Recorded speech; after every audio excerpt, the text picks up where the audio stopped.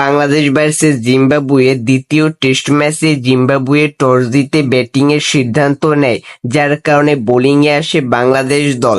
বাংলাদেশ দলের হয়ে অসাধারণ বোলিং করে তাইজুল ইসলাম, নাঈম হাসান এবং তানজিম হাসান সাকিব, যেখানে তাইজুল ইসলাম ২৭ ওভার বল করে ৬০ রান খরচ করে এবং ৫টি গুরুত্বপূর্ণ উইকেট তুলে নেয়। নাঈম হাসান ২০ ওভার বল করে ৪২ রান খরচ করে এবং ২টি উইকেট তুলে নেয়। তানজিম হাসান সাকিব ১০ ওভার বল করে ৪৯ রান খরচ করে এবং একটি উইকেট তুলে নেয়। অন্যদিকে হাসান মাহমুদ ১০ ওভার বল করে ২৪ রান খরচ করে কিন্তু কোনো উইকেটের দেখা পায় না। মমিনুল হক ২ ওভার বল করে ২ রান খরচ করে এবং সেও কোনো উইকেটের দেখা পায় না, যার কারণে জিম্বাবুয়ে ৯ উইকেট হারিয়ে ৯০ ওভারে ২২৭ রান করে।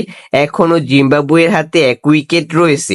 তো আমরা আশা করব যে দ্বিতীয় দিনে বাংলাদেশ দল জিম্বাবুয়ের সাথে ভালো পারফরমেন্স করবে এবং জিম্বাবুয়ের যে একটি উইকেট আছে সেটি তুলে নেবে এবং বাংলাদেশ দল যে প্রথম ইনিংসে ব্যাট করতে আসবে তখন জিম্বাবুয়ের বিপক্ষে আরো বেশি রান করবে, যাতে জিম্বাবুয়ের সাথে দ্বিতীয় ইনিংসে সহজেই জিততে পারে বাংলাদেশ দল। আমরা জানি যে বাংলাদেশ দল কিছুটা ব্যাকফুটে আছে বর্তমান সময়ে।